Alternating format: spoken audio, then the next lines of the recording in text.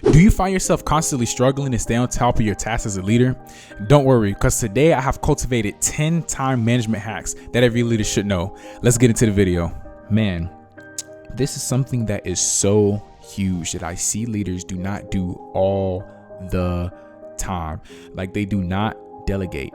So something I see a lot of leaders do, and something that I was even victim of, is my work life became my personal life. Before I even get into it, number 10 is such an important tip, in fact, that this tip alone was able to get me here to this day to share with you things that has helped me. This tip was able to get me to realize what the heck I am doing and get out of it and become more productive. Tip number 10 is to make sure that you are. Yo, what's up, y'all? Welcome back to the podcast. My name is Cortez Jr. and I'm your host. And today we are going to be talking about the time management hacks that every leader should know and have in the arsenal, because these things are super important things I'm going to be listing out. But I just want to name out some things of caution before we get into this video.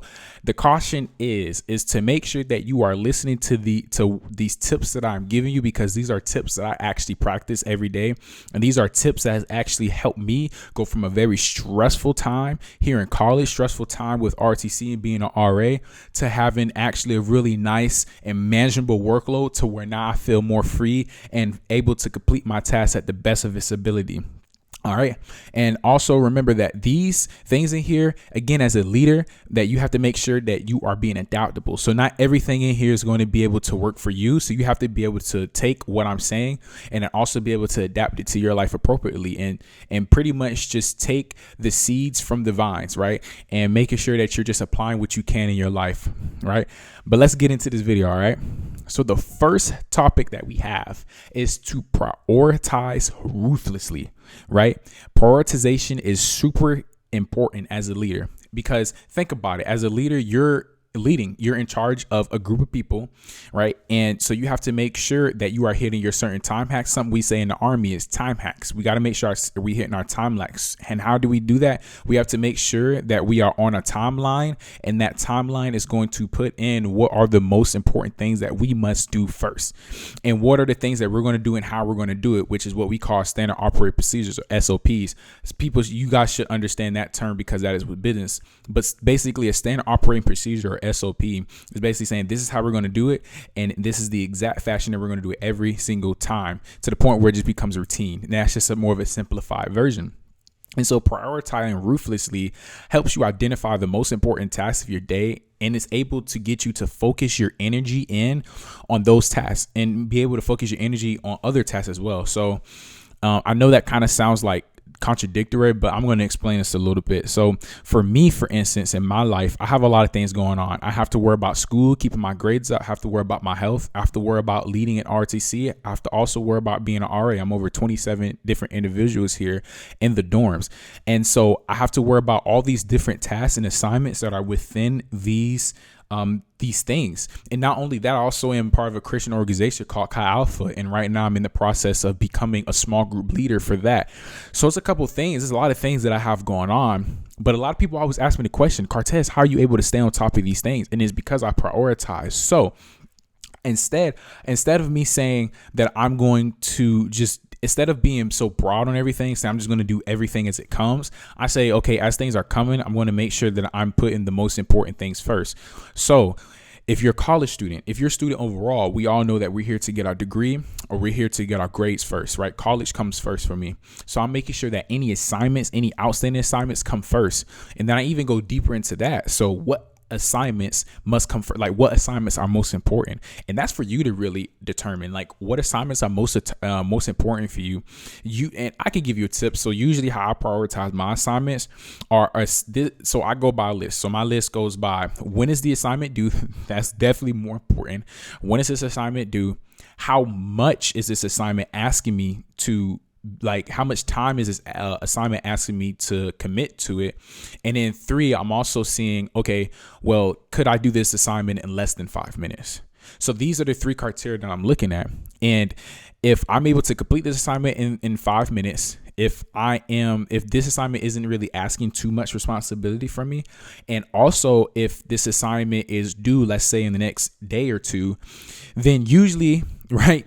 That begins to move up to my higher priority. And I'm going to explain a little bit deeper on why that would be moved up to my higher priority later on the list. But just to stay focused just stay focused on the topics that we have at hand. That is how I prioritize. Now, again, everyone prioritizes differently. There's no one set way of prioritizing. And this also goes back to the top of leadership. As a leader, there's no one set way to lead. There's no one set way to think and do things, right? And no matter who you meet, everyone does something differently and you can gain something from that person. And so it's the same way here, is that you have to make sure that you are prioritizing the way that best fits your life, right? So that's our first topic, right? Our first hack is to make sure that you're prioritizing ruthlessly, and then utilizing those and then figuring out what works best for you on how you prioritize and then utilizing those strategies. All right, the second hack that we have today that you should know to save for time management as a leader is to utilize technology. Well, Cortez, what do you mean by that? Utilizing technology. What does that even encompass? What are you talking about? Well, bring it a little closer. Technology, meaning any piece of technology that you have. That's it. It's just that simple. It's not meant for you to really overthink any piece of technology that you can think of. So for instance, I use this app on my computer called Microsoft To-Do List, and I'll put it on the screen so you guys can just at least see how the app looks. And then that way, those of you who have a Windows computer could go on there and actually get that thing. But I use that app, and this app helps me tremendously with not only prioritizing my tasks, but also making sure that it is putting the tasks that I have to do for that day.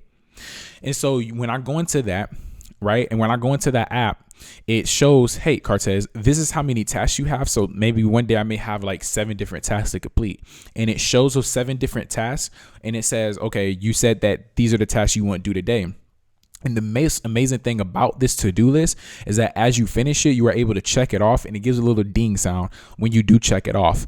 And I think that little things like that can really help motivate you into completing tasks and then leading you further away from procrastination. The reason why I say that is because hearing that little ding and visually seeing that you are crossing off something super important off of your to-do list, it does something to your mind, and it gives you a sense of accomplishment, and it gives you a sense of, okay, I'm moving in a really good direction. So I definitely recommend getting something like that you can visually see that you're marking off these assignments, and that you can visually and actually audibly hear the ding sound going off. Not only that, it's also giving you it's breaking up into days. So it's saying, okay, just today, these are the tasks you need to focus on. But that is also based off of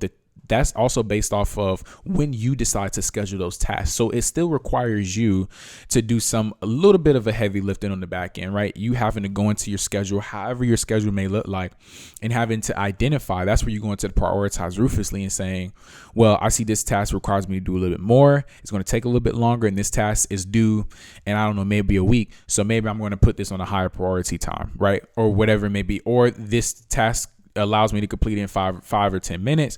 You know what? I'm just going to go ahead and knock off this task. So I'm going to go ahead and schedule it for today, tomorrow, or in the next 3 days. Right. And another piece of technology that I also like to use, and again, I'm going to put this on. So I know that like a large percentage of people in the United States, I'm not sure about other countries, but I know in the United States utilize iPhone technologies. The most beautiful thing that comes onto our iPhones is this reminder app. It's completely free. Microsoft To-Do List is also completely free, by the way. I think it comes with the computer when you get it. But with the iPhone, right, is that all you have to do is scroll down, and then you have to type in reminders. It's going to pop up this reminders app. And I'm also going to put the icon on screen so you can see what that looks like when you're going to look for it.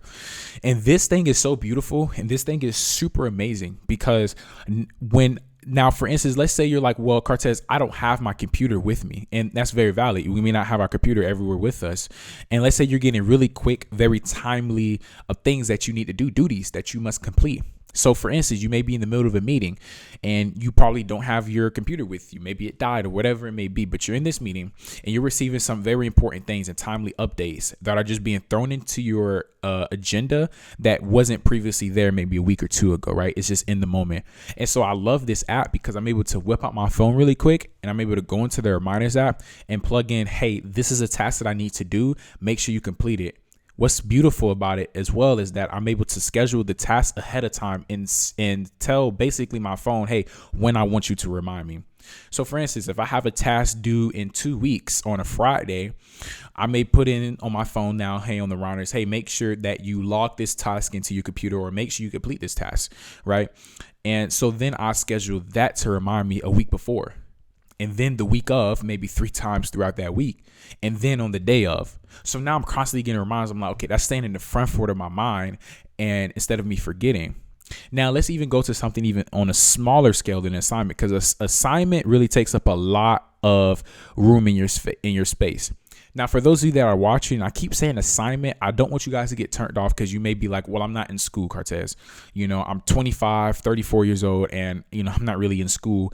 I'm looking at this because I need to improve my time management overall. Well, the beauty of this is that everything that I'm listing actually works for every single thing that you do in your life. And also, when I say assignments, you can also look at it as you technically do have assignments in life. You have these due dates that you need to get things done by. Let's just say EA bill, or you have something going on at work. You have a task that you must get done. So now you have to follow that timeline to make sure you're hitting those time hacks to make sure that you are successful in your mission.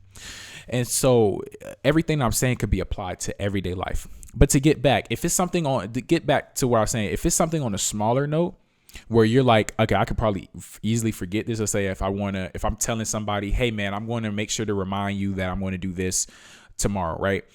And so then I may put that in my reminders app, because something like that is like, I probably won't forget, but I may end up forgetting actually because of all the other bigger tasks that I have to worry about. So it may end up slipping my mind. And it's not that I try that, but it just ends up naturally things will slip my mind. That's where the reminders that come in and save the day. Because if you get that reminder the day of that you told that person you're going to remind them of something, and then you're like, oh yeah, now you recall it. Now you're like, okay, I got to make sure to get this done.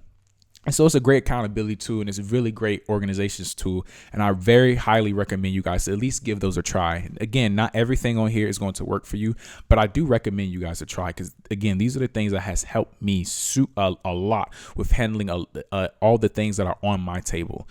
All right.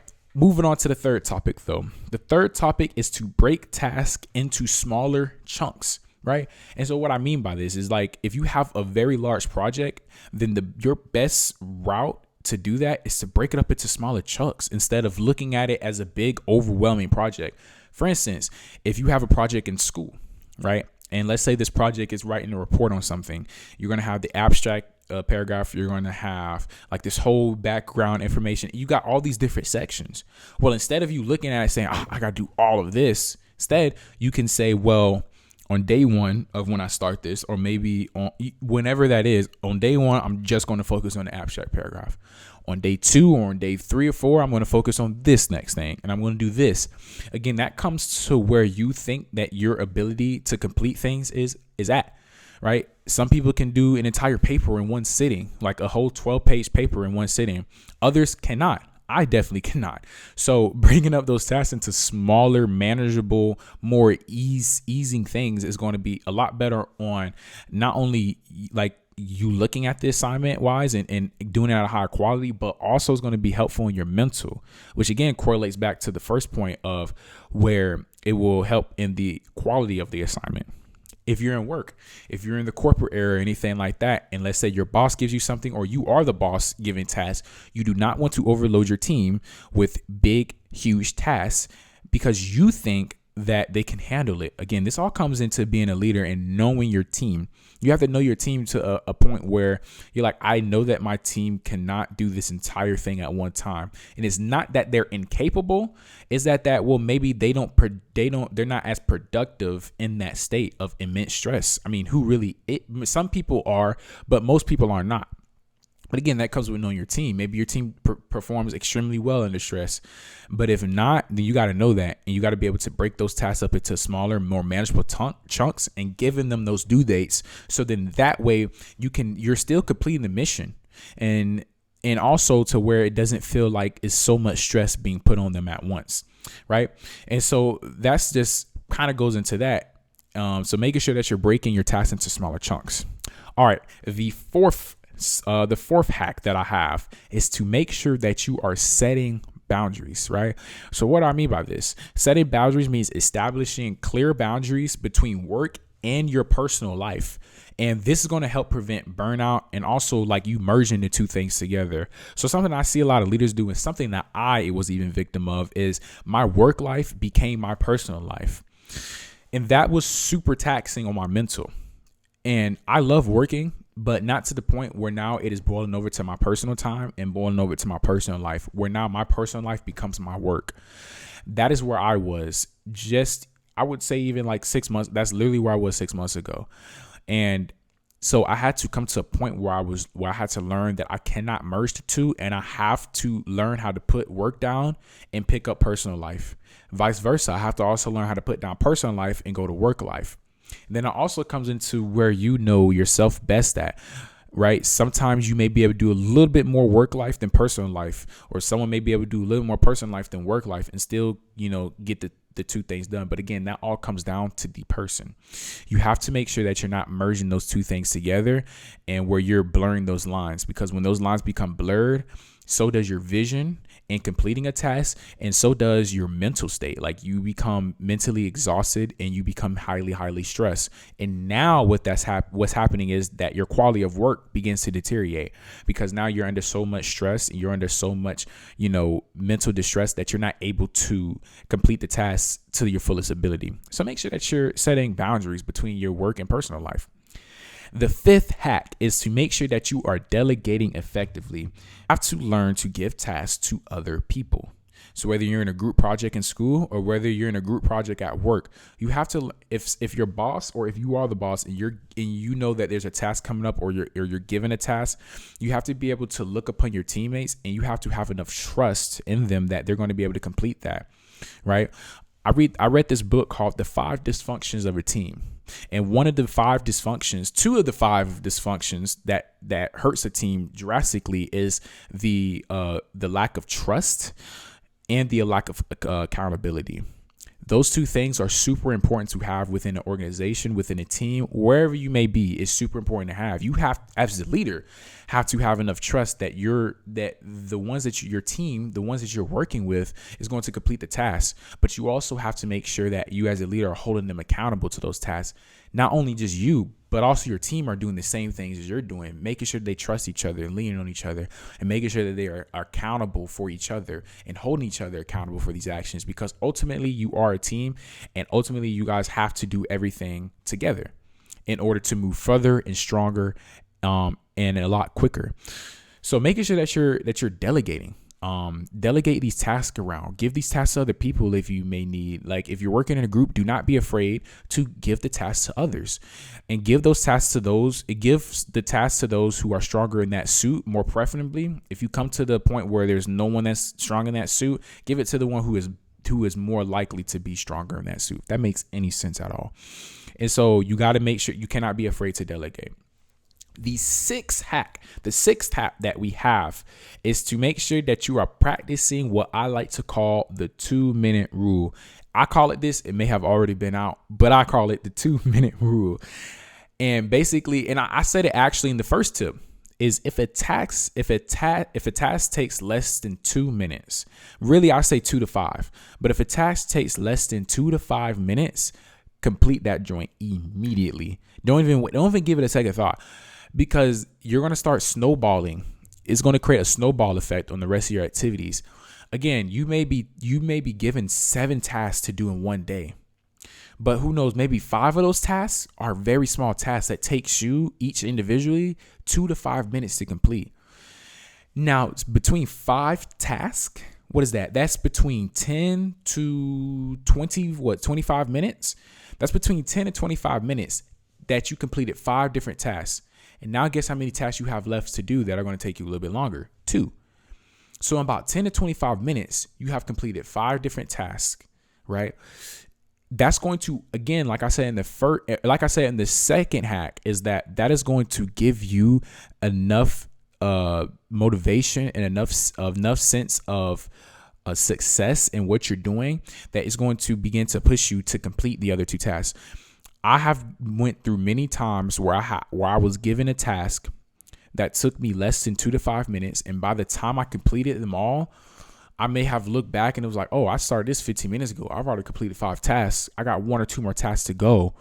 I would be so motivated going into that, and I would just go right into that next task and been completed within an hour. So I'll be done with a whole bunch of tasks within an hour, hour and a half. And so making sure that you're using that. If you start with your tasks that take longer, you're going to be burnt out, for one, by the time you get to the smaller tasks. And 2, you may be demotivated because maybe that task that took longer took so much brain power out of you. Maybe that task that you decide to do that takes longer, maybe that task has fatigued you in the mind. And so now you're just like, I don't even want to be dealt with that. Right. And so you have to make sure that you're working strategically.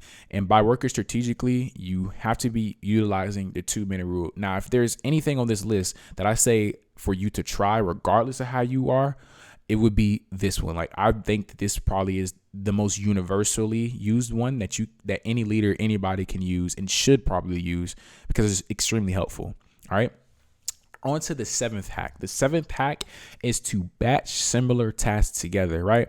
And as obvious as this might sound, sometimes it cannot be obvious because we can get a little, mixed up in our daily activities, our daily routines. So let me explain this to you, right? Batching tasks together, right? That means grouping similar tasks together and tackling them in batches to minimize the context of switching and maximizing them efficiently, right? So for example, I wrote down an example here. I said, for example, schedule all your meetings in one block of time or dedicate a specific day for administrative tasks.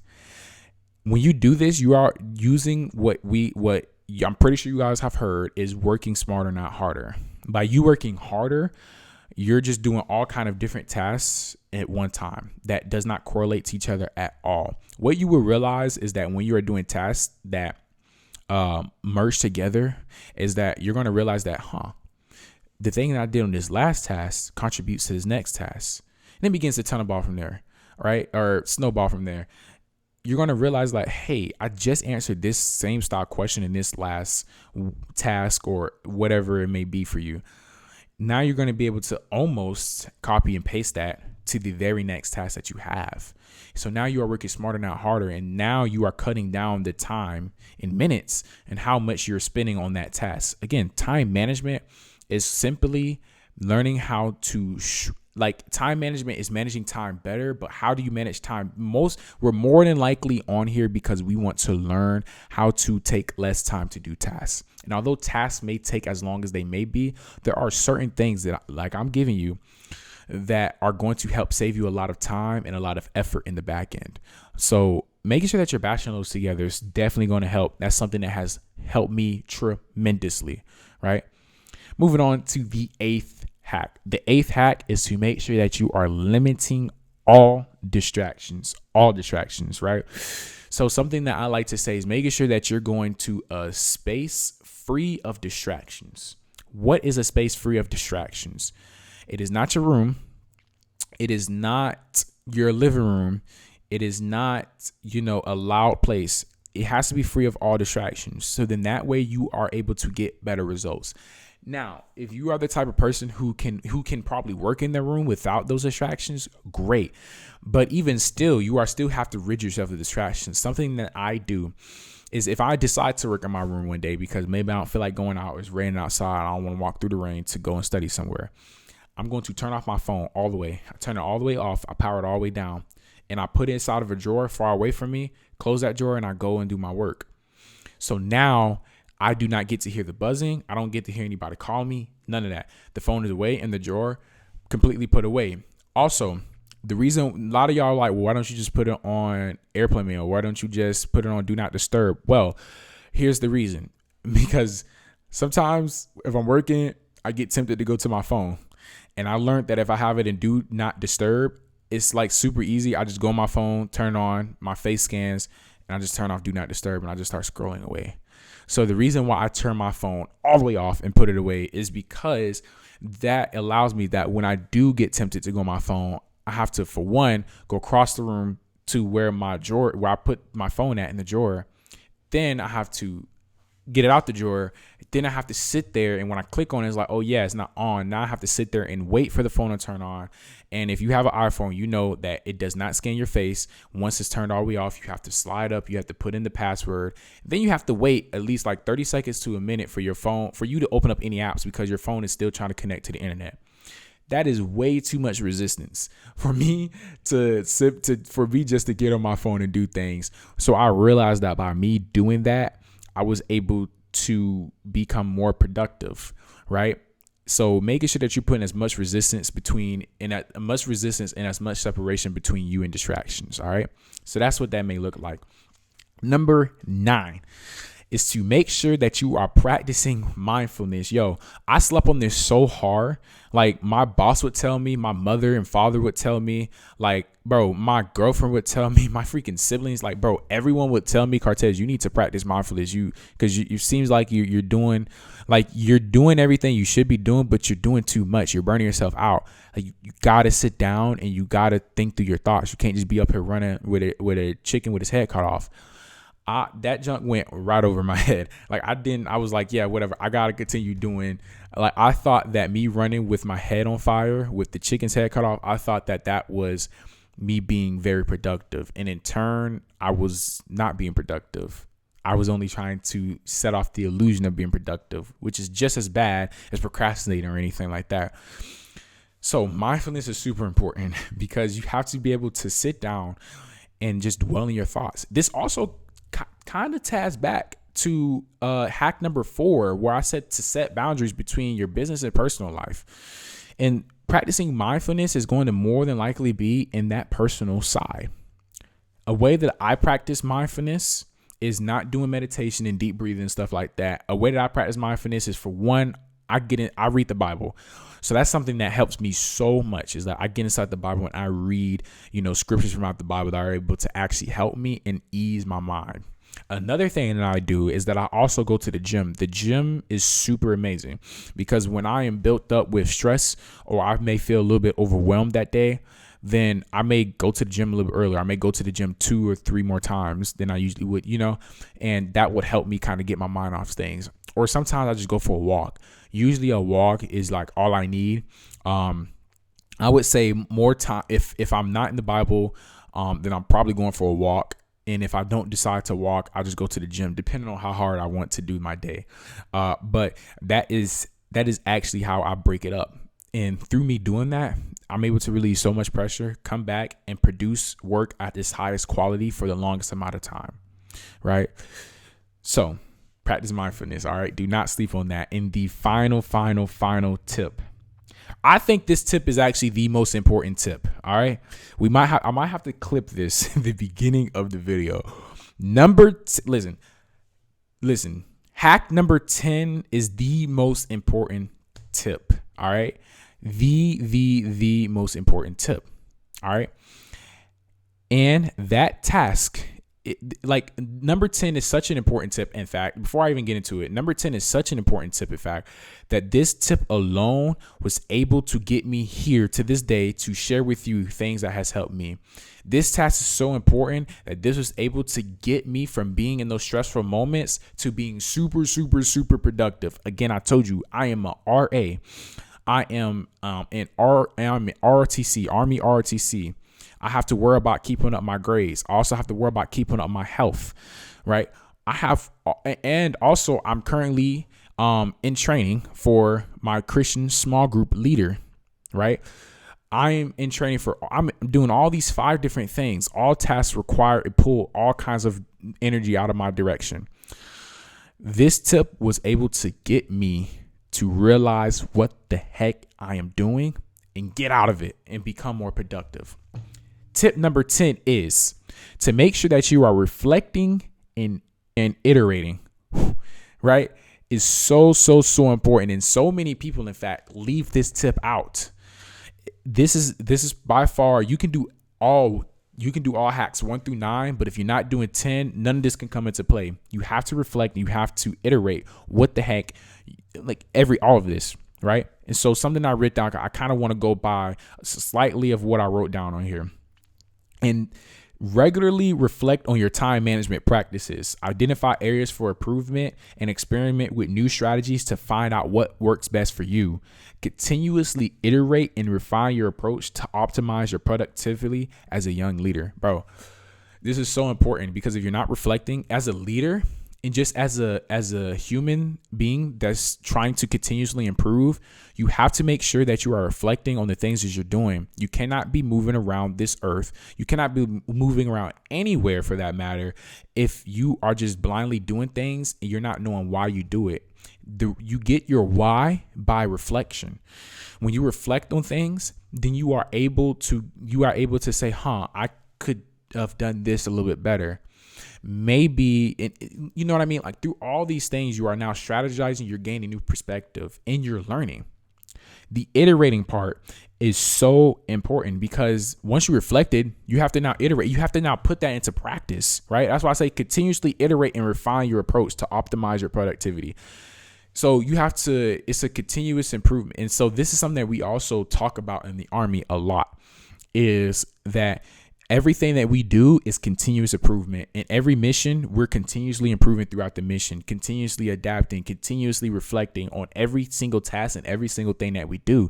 So then that way, when faced with that opportunity again, we can be better prepared for it. Not only that, we can be the most productive for it and make the best use of our time. Also, when you're reflecting and things like that, I highly encourage you to reflect along the way. Right? Because again, like I said, in the Army, when we reflect along the way of our mission, we are able to adapt better. Reflection can also help lead to better adaptability because now you are game planning better and you are saying, okay, if I do this, then this happens, right? Like I call it the hot stove method, right? The hot stove method is this.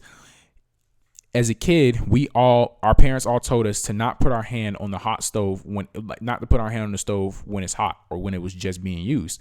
Why? Because we're going to get burnt. Now, as a kid, we would be so curious and we put our hand on that stove, right? And we would burn our hand and we would say, ouch. Now, in that moment, you're reflecting.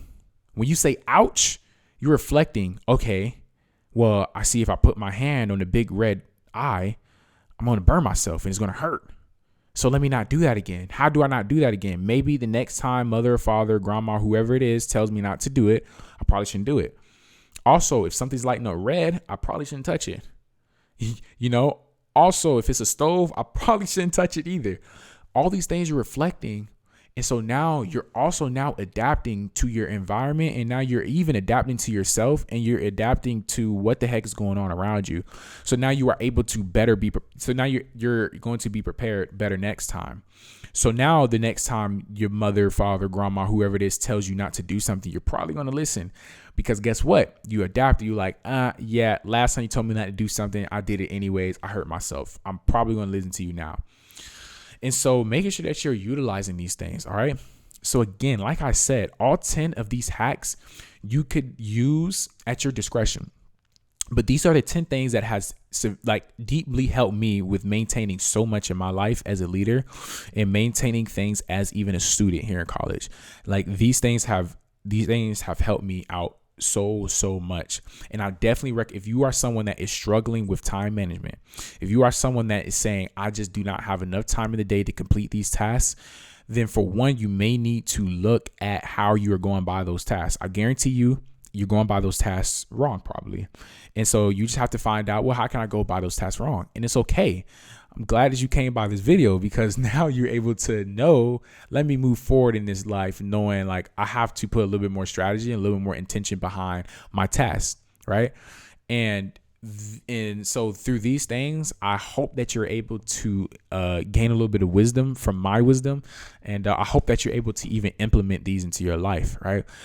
So again, I very much thank y'all for tuning into the podcast today, but we have ran out of time together and I'll see y'all again in 2 more weeks. Peace out.